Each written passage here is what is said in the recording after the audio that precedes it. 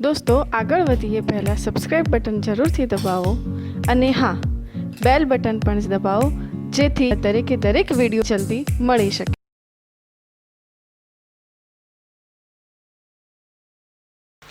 મિત્રો અગાઉના લેક્ચરમાં આપણે છેલ્લો પોઈન્ટ ભણ્યા હતા સીમિત પ્રક્રિયક લિમિટિંગ રિએજન્ટ બરાબર છે। તો એના અનુસંધાનમાં આપણે એક બે એક્ઝામ્પલ ગણીએ છીએ, ધ્યાન રાખજો। મેં એક રકમ લખી રાખી છે કે 50 કિલોગ્રામ N2 ગેસ કિલોગ્રામ છે, ધ્યાન રાખજો, અને 10 કિલોગ્રામ H2 ગેસ, આ બેને એમોનિયા બનાવવા માટે મિશ્ર કરવામાં આવે બરાબર। આપણને ખબર હોવી જોઈએ કે N2 અને H2 વચ્ચે ઊંચા દબાણે અને ચોક્કસ તાપમાને પ્રક્રિયા કરતો એમોનિયા વાયુ બને છે। તો ઉત્પન્ન થયેલા NH3 ના દળની ગણતરી કરવાની છે બરાબર છે। NH3 ના દળની આમ અહીંયા લખી દઉં છું, દળની સોરી અહીંયા NH3 ના દળની NH3 ના દળની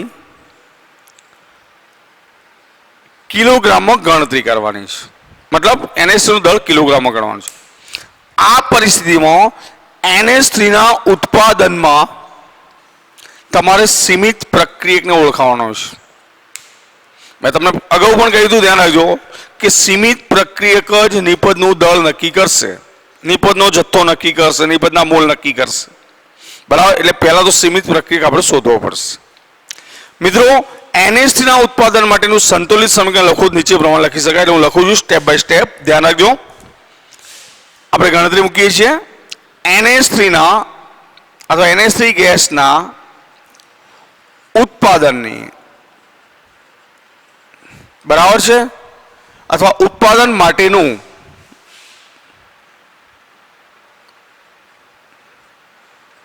સંતુલિત અથવા સમતોલિત સમીકરણ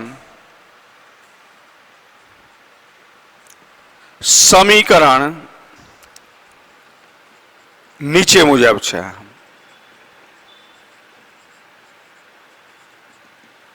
પ્રક્રિયા લખો તો N2 gas plus 3H2 gas gives 2 mall ammonia gas બને। આ આપણી પ્રક્રિયા છે, ધ્યાન રાખજો। મતલબ કે જો 1 મોલ N2 લેવામાં આવે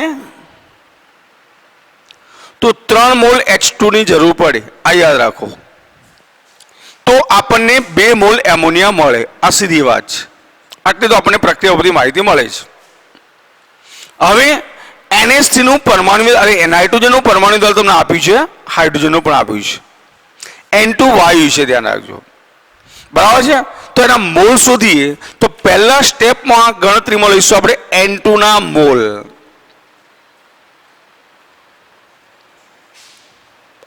તો એના મોલ મારે ગણવા છે, તો મોલનું સૂત્ર શું છે? તો વજન ભાગ્યા આણ્વિક દળ અથવા દળ ભાગ્યા આણ્વિક દળ બરાબર છે। તો દળ ભાગ્યા આણ્વીય દળ, દળ તમને ખબર છે ગ્રામ એકમમાં, અને આ આવે ગ્રામ ઇન્ટુ મોલ ઇન્વર્સમાં। હવે તમને ખબર છે કે દળ કિલોગ્રામમાં આપ્યું છે, તો કિલોગ્રામને ગ્રામમાં લખવા હોય તો 50 ગુણ્યા 10³ થશે, અને છેદમાં આણ્વીય દળ નાઇટ્રોજનનું 14.045 છે બરાબર છે। તો N2 નું કેટલું થવાનું? તો ડબલ, તો 28.09 ગ્રામ ઇન્ટુ મોલ ઇન્વર્સ। તો મિત્રો સાદરૂપ આપો, કેટલો આવશે જવાબ? જરા કેટલો આવશે? તો 17.86 આવશે ગુણ્યા 10² બરાબર 17.86 ગુણ્યા 10² અથવા 1.786 ગુણ્યા 10³ લખી શકાશે બરાબર। અથવા ઇક્વલ ટુ લખવું હોય તો હું લખી શકું છું કે બરાબર 1.786 ગુણ્યા 10³ ક્લિયર છે? ચલો એ જ રીતે મારે H2 ના મોલ ગણીએ તો H2 ગેસના મોલ બરાબર, ત્યાં પણ હવે દળ ભાગ્યા આણ્વીય દળ થવાનું। તો હાઇડ્રોજનનું દળ કેટલું છે? તો 10 ગુણ્યા 10³ છે। સૂત્ર હવે મૂકતો નહીં, હવે સીધી કિંમત મૂકું છું છેદમાં એનો આણ્વિક દળ કેટલો થશે તો H2 નું 2.016 તો બરાબર કેટલો આવશે મિત્રો જવાબ તો 4.96 ગુણ્યા કેટલા આવે છે 10³ મોલ આ H2 છે આ N2 છે ક્લિયર મોલ બંનેના તમને મળી ગયા હવે તમારી ગણતરી વિચારવા જાઓ કોઈ 1 મોલ N2 છે ધ્યાન રાખજો 1 મોલ N2 હોય તો પ્રક્રિયા કરવા માટે કેટલા મોલ H2 ની જરૂર પડે 3 મોલની બરાબર છે પ્રક્રિયા પ્રમાણે જોઈએ તો 1 મોલ માટે 3 મોલ જોઈએ તો સીધી વાત છે કે આટલા મોલ એ કેટલા તો હવે ગણતરી મૂકીએ આપણે અહીંયા મૂકું છું સાઈડમાં ધ્યાન રાખજો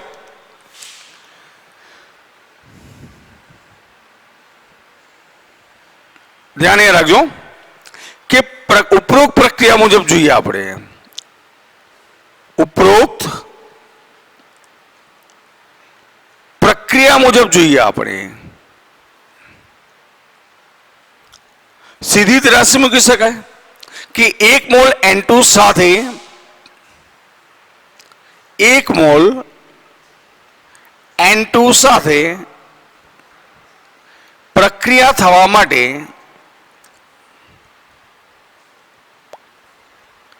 જરૂરી H2 બરાબર 3 મોલ માટે તમારી પાસે કેટલા છે 1.786 ગુણ્યા 10³ મોલ N2 સાથે પ્રક્રિયા થવા માટે અથવા પ્રક્રિયા થવા માટે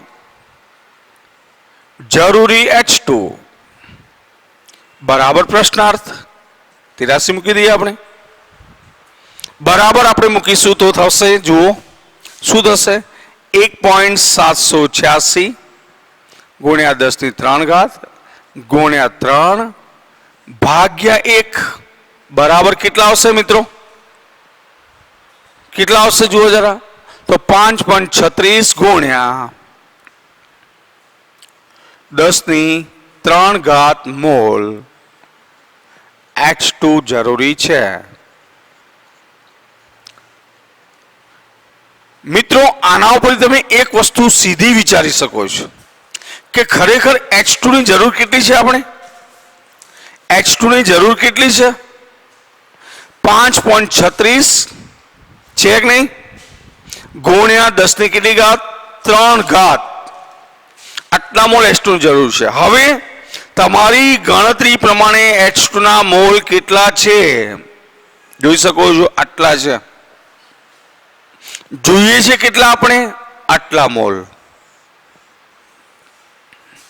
ખરેખર આના કરતા સંખ્યા ઓછી થઈ હોવા જોઈએ કેટલા આ છે આટલા તો સીધી વાત છે કે H2 નું પ્રમાણ જરૂર કરતા ઓછું છે એટલે આપણે લખી શકીએ પરંતુ આપણી પાસે 4 કેટલા છે 96 ગુણ્યા 10³ મોલ H2 હાજર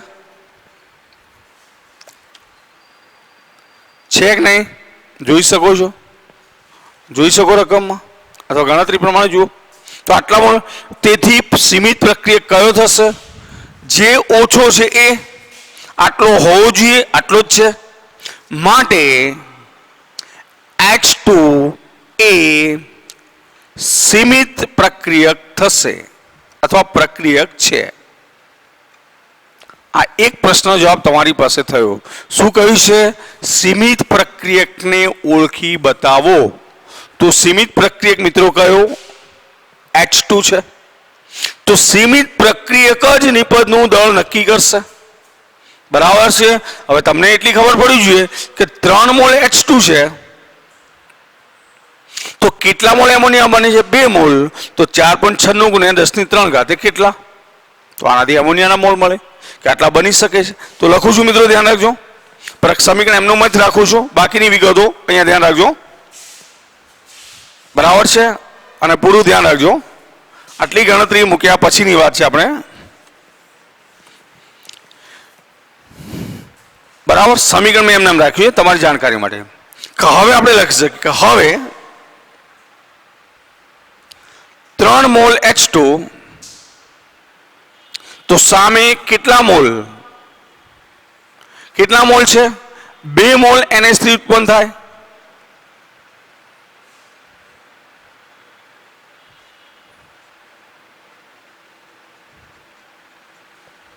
માટે 4.96 એ જતા ને, તો 4.96 ગુણ્યા 10³ મોલ H2 પ્રશ્નાર્થ. તો બરાબર તમે લખી શકો છો 4.96 ગુણ્યા 10³ ગુણ્યા 2/3. મિત્રો સાદુરૂપ આપો જરા, કેટલું આવશે? તો 3.30 ગુણ્યા 10³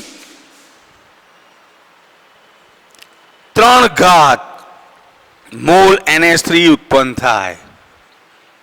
આટલા મોલ NH3 ઉત્પન્ન થયો,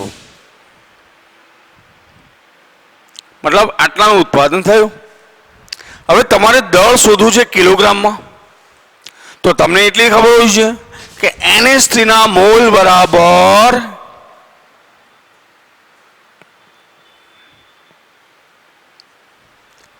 દળ ગ્રામમાં છેદમાં આણ્વીય દળ,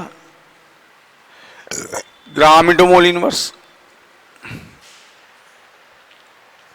બરાબર છે. માટે લખી શકે કે NH3 નું દળ બરાબર NH3 ના મોલ, અથવા સીધું લખી દો એના જ મોલ આવશે ગુણ્યા આણ્વીય દળ. મોલ કેટલા છે મિત્રો? તો 3.30 ગુણ્યા 10³ આણ્વીય દળ કેટલું થશે NH3 નું?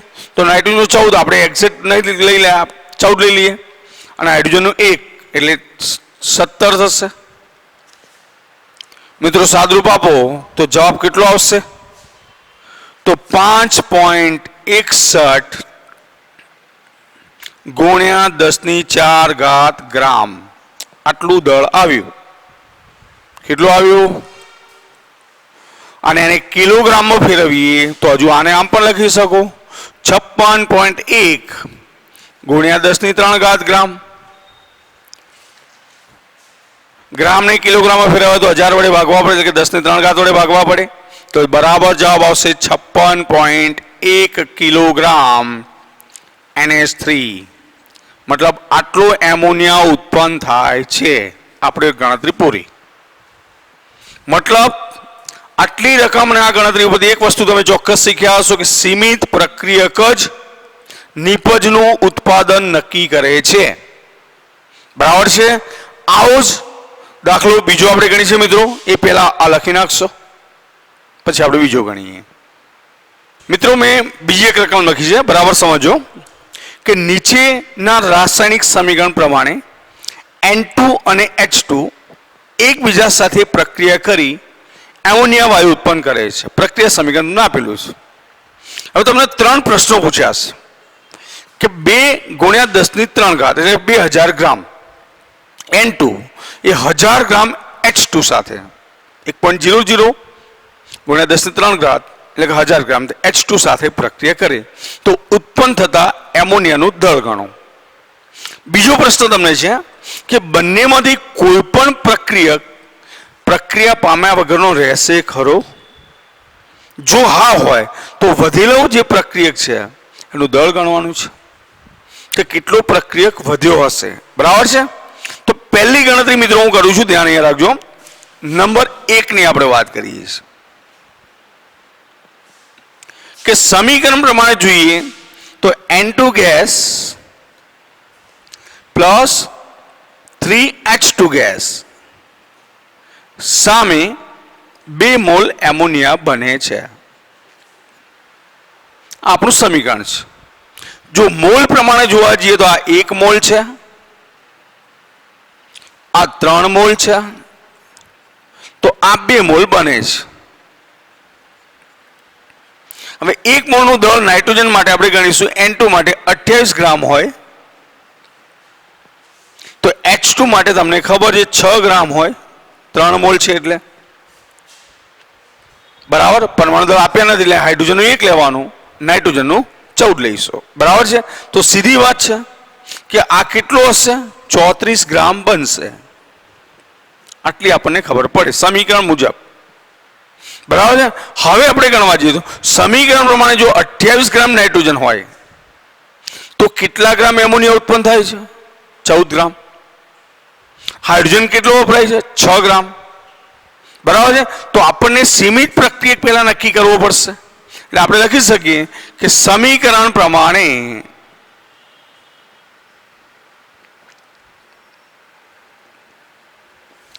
બે ગ્રામ નાઇટ્રોજન, સોરી, હા, 28 ગ્રામ નાઇટ્રોજન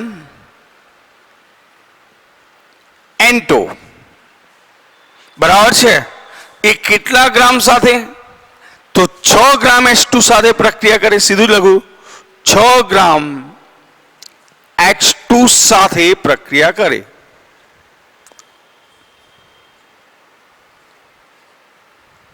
તો રકમો કેટલા આપે છે મિત્રો? જુઓ તો 2 ગુણ્યા 10 ની 3 ઘાત. તો સીધું લખું છું કે 2.00 ગુણ્યા 10 ની 3 ઘાત ગ્રામ N2. તો પ્રશ્નાર્થ થઈ જાય કેટલો? તો ગણતરી મૂકીએ તો બરાબર 2.00 ગુણ્યા 10 ની 3 ઘાત ગુણ્યા 6 ભાગ્યા 28 થશે મિત્રો. બરાબર છે. તો જવાબ તમારો કેટલો આવશે ગણી જુઓ જરા. તો 428 કેટલા ગ્રામ? 57 ગ્રામ H2 આની સાથે પ્રક્રિયા કરે. આ સીધું જ મગજમાં રાખો. હવે ખરેખર રકમનો તમને કેટલા આપ્યા છે? 1000 ગ્રામ. 1000 ગ્રામ H2 આપેલા છે અને ખરેખર જરૂર છે કેટલા? આ તો વધારે પ્રક્રિયક કયો? H2 છે. કયો છે વધારે? H2. ઓછો કયો થયો? તો N2. તો અહીં આપણને સીમિત પ્રક્રિયક કયો થશે? N2 થશે. એટલે આપણે સ્પષ્ટ લખી દઉં છું અહીં રકમ મુજબ જોવા જઈએ તો શું થશે? N2 એ સીમિત પ્રક્રિયક થશે. બરાબર છે. અને માટે NH3 જે છે N2 નું દળ ધ્યાન રાખજો. તેથી N2 નું દળ એ નિપજનું દળ નક્કી કરશે.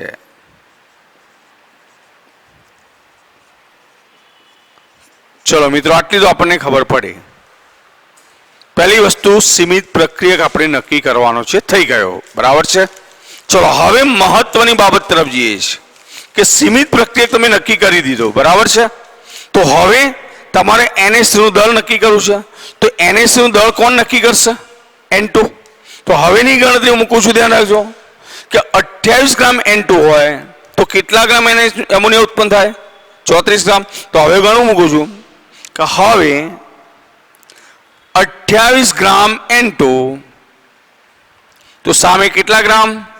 34 ગ્રામ NH3 ઉત્પન્ન થાય.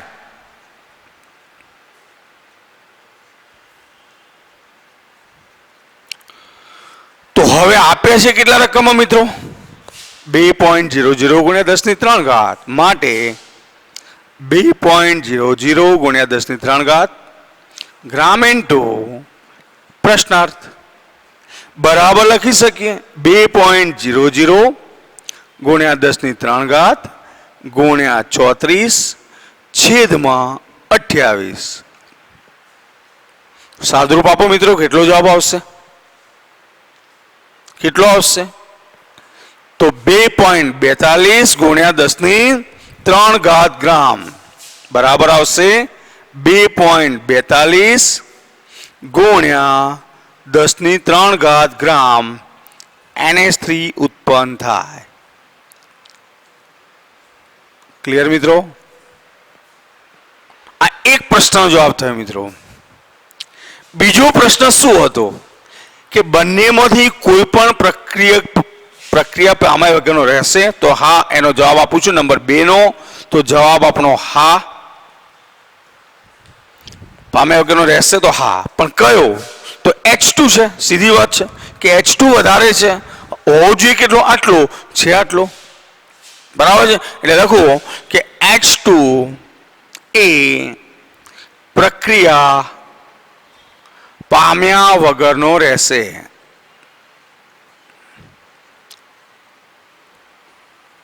મિત્રો આ 2 પોઈન્ટ થઈ ગયા. હવે ત્રીજો પોઈન્ટ આપણો આ છે. તો કયો? ધ્યાન આવ્યું? કેટલો રહેશે? તો સીધી વાત છે 1000 ગ્રામ આપ્યો છે, વપરાય છે કેટલો? 428.57. તો જે બાદ બાકી કરો વધે. માટે ત્રીજો ગણતરી હું દર્શાવું છું. ધ્યાન રાખજો, અહીંયા ને અહીંયા જ 2 ગણતરી તમે નોંધી લેશો. આ ત્રીજી ગણતરી અહીંયા મૂકું છું. બરાબર છે. નંબર 3 કે પ્રક્રિયા પામ્યા વગરના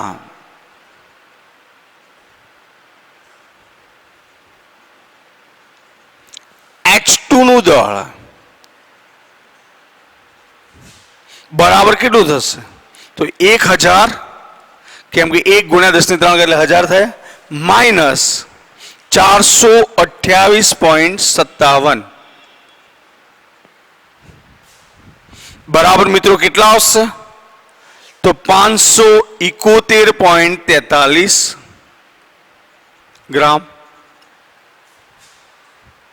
લખાશે. અથવા એમ નથી લખવું તો 5.72 ગુણ્યા 43 કાઢ નાખી, ચલો અંદાજે લખી દઈએ. 5.72 અથવા 71 ગુણ્યા 10² ગ્રામ H2 આ પ્રક્રિયા પામ્યા વગરનો રહેશે. તો મિત્રો આ રીતે સીમિત પ્રક્રિયક આધારિત એક્ઝામ્પલ MCQ બરાબર છે તમને પરીક્ષામાં પૂછી શકે. બરાબર છે. નીટમાં પણ આવા પ્રશ્નો પૂછાયેલા છે, ધ્યાન રાખજો. એટલે આવા પ્રશ્નો પર ફોકસ કરજો, કારણ કે અભ્યાસક્રમની અંદર આ નવો મુદ્દો એડ થયેલો છે. જૂના અભ્યાસક્રમમાં મુદ્દો ન હતો. બરાબર છે મિત્રો. હવે નવા ટોપિક અને ચેપ્ટરના છેલ્લા અધ્યાય તરફ આપણે જઈએ છીએ. ધ્યાન રાખજો કે હવે જે છેલ્લો ટોપિક છે એ આપણા ધોરણ 12માં પણ આવશે. જો કે એની ચર્ચા આપણે કરી છે. ધોરણ 12માં પણ ફરીથી ચર્ચા કરીશું જ, પણ અત્યારે જે પોઈન્ટની જરૂર છે એના પૂરતી આપણે ચર્ચા કરીએ છીએ. મિત્રો ધ્યાન રાખજો. હવેનો આપણો પોઈન્ટ છે દ્રાવણોમાં થતી પ્રક્રિયાઓ જે છે એની તત્વ યોગમિતિ. ધ્યાન રાખજો. બરાબર છે. એટલે નવો પોઈન્ટ આપણે લઈએ છીએ દ્રાવણોમાં થતી પ્રક્રિયા અથવા દ્રાવણોમાં થતી પ્રક્રિયાઓની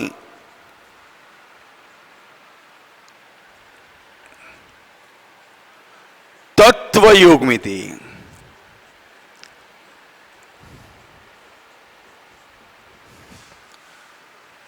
મિત્રો આગળના ધોરણમાં તમે ભણશો દ્રાવણ કોને કહીશું. દ્રાવણમાં 2 ઘટકો ફરજિયાત હોય, ઓછામાં ઓછા 2, એક દ્રાવ્ય બીજો દ્રાવક. દ્રાવ્ય કોને કહીશું? જેનું પ્રમાણ ઓછું હોય એ ઘટક દ્રાવ્ય, અને જેનું પ્રમાણ વધારે છે એને દ્રાવક. જનરલી આપણે પ્રયોગશાળામાં જે પ્રક્રિયાઓ કરીએ છીએ એ દ્રાવણોમાં જ કરીએ છીએ. ધ્યાન રાખજો. એટલે આપણે લખીએ છીએ મોટો પોઈન્ટ, મેઇન પોઈન્ટ છે. પછી સાંદ્રતાની વ્યાખ્યા લઈશું. બરાબર છે.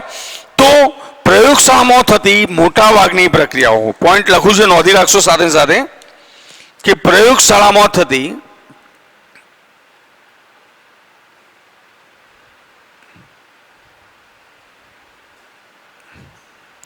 મોટા ભાગની પ્રક્રિયાઓ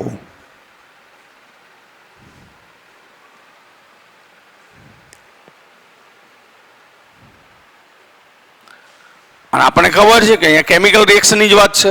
તો મોટા ભાગની પ્રક્રિયાઓ દ્રાવણોમાં થાય છે. શામાં થાય છે? દ્રાવણોમાં થાય છે.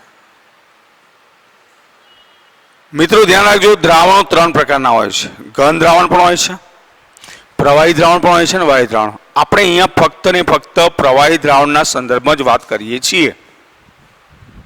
બરાબર. વિગતવાર અભ્યાસક્રમ ધોરણ 12 ચેપ્ટર નંબર 2 દ્રાવણોમાં કરશું આપણે. અત્યારે ફક્ત પ્રવાહી દ્રાવણની વાત કરીશું. ધ્યાન રાખજો, બીજા દ્રાવણો વિશે વિચારીશું નહીં. બરાબર છે. હવે આ દ્રાવણમાં રહેલા દ્રાવ્યના જથ્થાનું પ્રમાણ તો જાણવું જરૂરી બને છે.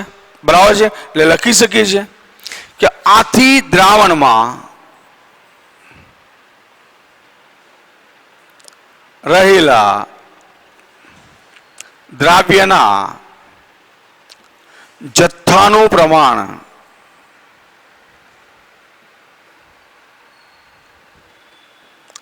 જાણવું જરૂરી બને છે.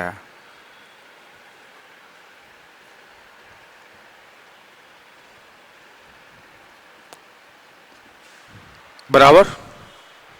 હવે આ દ્રાવણમાં રહેલો દ્રાવ્યનો જથ્થો, એના માટે આપણે શબ્દ વાપરીએ છીએ સાંદ્રતા.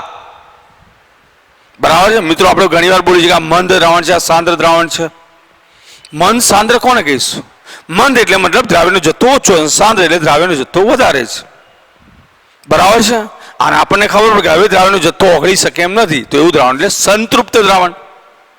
બરાબર છે. એટલે સાંદ્રતાની વાત કરી છે. ધ્યાન રાખજો કે દ્રાવણની સાંદ્રતા કોને કહીશું, અને પોઈન્ટ ખાસ નોંધતા જજો.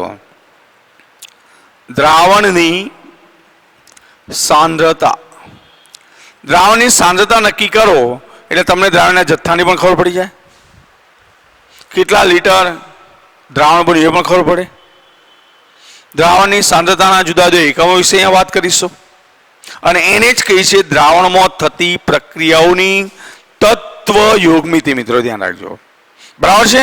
એટલે સાંદ્રતાની વ્યાખ્યા લખું છું અને એ બરાબર નોંધી રાખશો. આની આ જ વ્યાખ્યા ધોરણ 12માં પણ આપણે ભણીશું કે એકમ કદના દ્રાવણમાં, એકમ કદના દ્રાવણમાં અથવા એકમ વજનના દ્રાવકમાં. મિત્રો મેં શબ્દ લખ્યા છે, ખાસ અંડરલાઈન કરી ધ્યાન દો. કદના સંદર્ભમાં લગભગ દ્રાવણ લઈશું, વજનના સંદર્ભમાં લગભગ દ્રાવક લઈશું. દ્રાવણનું પણ વજન આવી શકે. દ્રાવ્ય દ્રાવકનું વજન ભેગું દ્રાવણનું વજન આવે. તો એકમ કદના દ્રાવણમાં અથવા એકમ વજનના દ્રાવકમાં ઓગળેલા દ્રાવ્યના જથ્થાને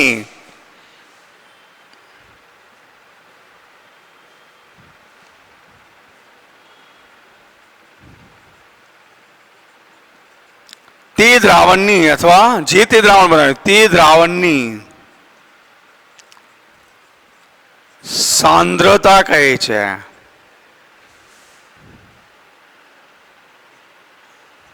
મિત્રો ધ્યાન રાખજો. દ્રાવ્યનો જથ્થો તમે જેટલો ઓગાળો છો એ ધ્યાન રાખજો. ઓગળેલા દ્રાવ્યના જથ્થાને, દ્રાવ્યનો જથ્થો જો વધારે ઓગળશો તો સાંદ્રતા વધારે છે એમ કહેવાશે. દ્રાવ્યનો જથ્થો ઓછો ઓગાળશો, સાંદ્રતા ઓછી છે એમ કહેવાશે. ટૂંકમાં દ્રાવણની સાંદ્રતા માટે બે પરિબળ કામ કરશે. દ્રાવ્ય પણ કામ કરશે, દ્રાવક પણ કામ કરશે. દ્રાવકનો જથ્થો આપણે અચળ રાખીએ. ધ્યાન રાખજો. દ્રાવકનો જથ્થો અચળ રાખીએ અને દ્રાવ્યનું પ્રમાણ બદલતા જઈએ તો પણ સાંદ્રતા બદલાય. હું દ્રાવ્યનો જથ્થો અચળ રાખી અને દ્રાવકનું પ્રમાણ બદલતો જઉં તો સાંદ્રતા બદલાય. બરાબર છે. એટલે દ્રાવણની સાંદ્રતા નક્કી કરવા માટે દ્રાવ્ય પણ જરૂરી છે, એટલું જ દ્રાવક પણ જરૂરી છે. મિત્રો સાંદ્રતા નક્કી કરતા જે એકમો છે ઘણા બધા છે. મિત્રો ધ્યાન રાખજો. એમાંથી કેટલાક વિશે આપણે વાત કરીએ છીએ. બરાબર. તો પહેલી જ વાત કરીશું કે સાંદ્રતા દર્શાવવા માટેની કેટલીક રીતો હું લખું છું અહીંયા. સાંદ્રતા દર્શાવવા માટેની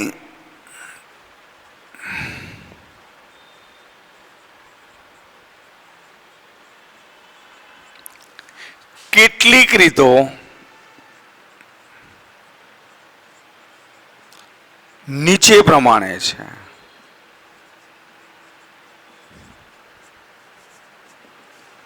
બરાબર છે. એમાંથી આપણા અભ્યાસક્રમમાં અત્યારે 4 છે. બરાબર છે. આમ તો ઘણી બધી નોર્માલિટી આવે, મોલારિટી આવે, મોલાલિટી આવે, ફોર્માલિટી આવે, મોલ અંશ આવે, વજનથી ટકાવારી, કદથી ટકાવારી, દળ કદથી ટકાવારી, પાર્ટ્સ પર મિલિયન, બરાબર છે, પાર્ટ્સ પર બિલિયન, ઘણા બધા એકમો હોય છે. પણ આપણા 11મા ધોરણના અભ્યાસક્રમમાં જે છે એની જ આપણે અહીંયા ચર્ચા કરીશું મિત્રો, ધ્યાન રાખજો. એટલે એમાંથી પહેલું જ લઈએ છીએ, ધ્યાન રાખજો, દળથી ટકાવારી નંબર 1, દળથી ટકાવારી, બરાબર છે, અથવા કેમિસ્ટ્રી માટે વજન પણ બોલીએ તો ચાલે છે, પર્સન્ટેજ ઓફ W/W. સિમ્બોલ આ રીતે છે, ધ્યાન રાખજો, પર્સન્ટેજ W/W, મતલબ બોલીશું કેવી રીતે, પર્સન્ટેજ ઓફ W/W. મતલબ દ્રાવ્યનું પણ વજન લેવાનું છે, દ્રાવકનું પણ વજન લેવાનું છે. પહેલું દ્રાવ્ય માટે, બીજું દ્રાવણ માટે અથવા દ્રાવક માટે છે, બરાબર છે. એટલે હું વ્યાખ્યા લખું છું, ધ્યાન રાખજો, કે 100 ગ્રામ દ્રાવણ લે, હવે ટકાવારી 100 હોય એટલે આપણે સીધું લખી શકીએ કે 100 ગ્રામ દ્રાવણમાં કેટલા ગ્રામ, 100 ગ્રામ દ્રાવણમાં દ્રાવ્ય થયેલા પદાર્થના, દ્રાવ્ય થયેલા પદાર્થના ગ્રામ દળને અથવા ગ્રામમાં દળને શું કહીશું મિત્રો, દળથી ટકાવારી, મતલબ પર્સન્ટેજ ઓફ W/W કહે છે, બરાબર છે. જનરલી મિત્રો એવું બને છે કે દળ આધારિત એકમો છે, એના પર તાપમાનની અસર થતી નથી, ધ્યાન રાખજો, બરાબર છે. એટલે પર્સન્ટેજ ઓફ W/W નું સૂત્રમાં લખવું છે તો આવું લખાય, પર્સન્ટેજ ઓફ W/W બરાબર 100 ગુણ્યા દ્રાવ્યનું દળ છેદમાં દ્રાવણનું દળ. આ ગ્રામ, આ પણ ગ્રામમાં, અથવા બીજી રીતે લખું, દ્રાવણનું દળ એટલે કોને કહેવાય, દ્રાવ્ય પણ આવે, દ્રાવક પણ આવે તો જ દ્રાવણ બન્યું છે ને. તો આપણે લખી શકીએ પર્સન્ટેજ ઓફ W/W બરાબર 100 ગુણ્યા દ્રાવ્યનું દળ ગ્રામમાં છેદમાં દ્રાવ્યનું પણ દળ એ પણ ગ્રામમાં વત્તા દ્રાવકનું દળ. મિત્રો આ બે ભેગું કરો એટલે દ્રાવણનું દળ થાય. મિત્રો બંનેમાંથી ગમે તે સૂત્રનો ઉપયોગ આપણે કરી શકીએ છીએ, ધ્યાન રાખજો. આ સૂત્ર અથવા આ સૂત્ર, બેમાંથી ગમે તે સૂત્રનો ઉપયોગ આપણે કરી શકવાના છીએ અને બંને પરફેક્ટ. હવે સીધી વાત છે કે જનરલી તાપમાનની અસર કદ ઉપર થાય છે, દળ ઉપર થતી નથી. આપણા સૂત્ર પ્રમાણે અહીંયા ક્યાંય કદનો ઉલ્લેખ નથી. એટલે મેઇન બાબત યાદ રાખજો, તમને પરીક્ષાની અંદર પ્રશ્નો પૂછાય છે કે સાંદ્રતાના કયા એકમ ઉપર તાપમાનની અસર થાય છે અથવા સાંદ્રતાના કયા એકમ પર તાપમાનની અસર થતી નથી, બરાબર છે. તો જવાબ આપણો એ આવશે કે તાપમાનની અસર અહીંયા થશે તો ના. તો આપણે લખી શકીએ કે તાપમાન બદલાતા, નોંધ કરીને ખાસ લખવું, ધ્યાન રાખજો, તાપમાન બદલાતા દળથી ટકાવારી, ધ્યાન રાખજો, તાપમાન બદલાતા દળથી ટકાવારી જે છે, ધ્યાન રાખજો, એનું મૂલ્ય બદલાતું નથી, બરાબર છે. નું મૂલ્ય બદલાતું નથી. આ મુખ્ય બાબત છે, ખાસ યાદ રાખજો, બરાબર છે મિત્રો. તો આ થયો સાંદ્રતાનો પહેલો એકમ, બરાબર છે. એની અંદર આપણે સ્પષ્ટ કર્યું છે કે તાપમાનની અસર કેટલી થાય, થાય કે ના થાય? તો સીધી વાત છે, થતી નથી. મતલબ 25°C તાપમાન તમે દ્રાવણ બનાવ્યું અને 37°C તાપમાને રાખ્યું તો શું દળથી ટકાવારીનું મૂલ્ય બદલાશે? જવાબ ના. બરાબર છે? હા, એને લગતું એક એક્ઝામ્પલ મિત્રો આપણે ગણીએ છીએ, ધ્યાન રાખજો. પહેલા જ એકમ આધારિત, બરાબર છે, અને પછી એના આધારિત બીજા એકમની પણ ચર્ચા કરીએ છીએ. આગળ જ વધીશું. તો પહેલી જ વાત કરી, ધ્યાન રાખજો. એક એક્ઝામ્પલ, સાદી રકમ છે, હું લખી નાખું છું સીધી સીધી. બરાબર છે કે એક્ઝામ્પલ આવું છે કે 18 ગ્રામ પાણીમાં 18 ગ્રામ પાણીમાં બરાબર છે પદાર્થ એના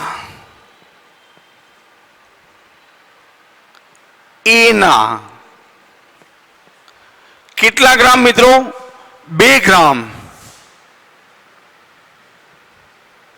ઉમેરીને દ્રાવણ બનાવવામાં આવ્યું.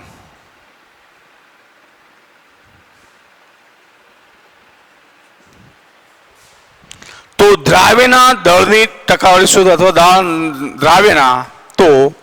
દ્રાવ્યના દળ ટકા ગણો. આ સાદામાં સાદો પ્રશ્ન છે મિત્રો. બરાબર છે? હવે સીધી વાત છે, દ્રાવ્ય કયો છે મિત્રો? એ છે. તો એના દળ ટકા મારે ગણવા છે. બરાબર છે? તો સીધું લખું છું, એના દળ ટકા, મતલબ percentage of W/W. બરાબર, હું શું લખીશ? તો એનું દળ લખીશ 100 ગુણ્યા એનું દળ, છેદમાં શું લખીશ મિત્રો? તો દ્રાવણનું દળ.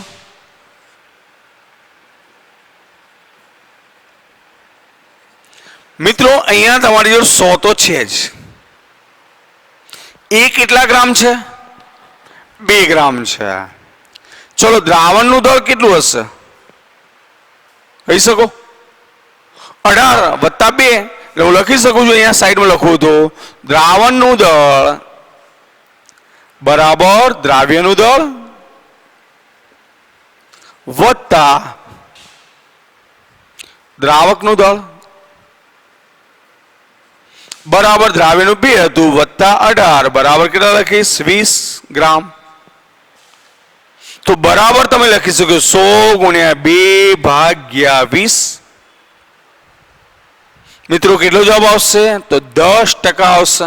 કેટલા આવશે? 10%. તો આ રીતે મિત્રો દળથી ટકાવારી ગણી શકાશે. બરાબર છે? કોઈ પણ દાખલા આવા ગમે ત્યાં આપે છે. ઘણી વાર દળ ટકા આપ્યા હોય, દ્રાવ્યનું દળ શોધવાનું કે, ઘણી વાર દળ ટકા આપ્યા હોય તમને દ્રાવકનું દળ શોધવાનું કે, દળ ટકા આપ્યા હોય દ્રાવણનું દળ ગણવાનું કે. એટલે આવા કોઈ પણ પ્રશ્નો જે છે, બરાબર મિત્રો, બીજા પ્રશ્નો આપણે ઘણા બધા સોલ્વ કરીશું જો કે, પણ આપણી થિયરી ચાલુ છે એટલે એને લગતું મેં એક ઉદાહરણ અહીંયા મૂક્યું છે. બરાબર, ચોકસાઈથી ગણજો. આવા કેટલાય પ્રશ્નો હોઈ શકે છે. જો કે કદથી ટકાવારી પણ આવે, દળ કદથી પણ ટકાવારી આવે, તો આવા પ્રશ્નો હોઈ શકે છે મિત્રો. બીજું એક એક્ઝામ્પલ સાદું લખું છું મિત્રો, એ તમે જાતે ગણવા ટ્રાય કરજો. બરાબર છે? એક એક્ઝામ્પલ હું લખી દઉં છું, એ તમે જાતે ગણજો અને કોઈ પ્રોબ્લેમ હોય તો કોન્ટેક્ટ કરશો. દાખલા એક સાદું ઉદાહરણ લખું છું કે 9.8 ગ્રામ H2SO4 ને 100 ગ્રામ પાણીમાં ઓગાળીને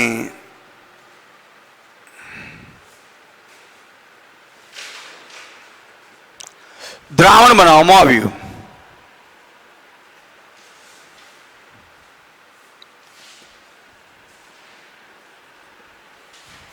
તો H2SO4 ના દળ ટકા ગણો. તો મિત્રો અહીંયા શું કરશો? Percentage of W by W બરાબર, ધ્યાન રાખજો, percentage of W by W બરાબર દ્રાવીનું દળ એટલે કે 100 ગુણ્યા દ્રાવીનું દળ છેદમાં દ્રાવણનું દળ. હવે ઘણા બધા મિત્રો ભૂલ શું કરશે, ધ્યાન રાખજો, આ ગ્રામમાં તો આ ગ્રામમાં લઈશું. દ્રાવણનું દળ ગણવા માટે 100 વત્તા 9.8 કરવા પડશે એટલે 109.8 અહીંયા આવશે, ઉપર 9.8 આવશે ગુણ્યા 100 જે આવે આપણો જવાબ. Okay, thank you.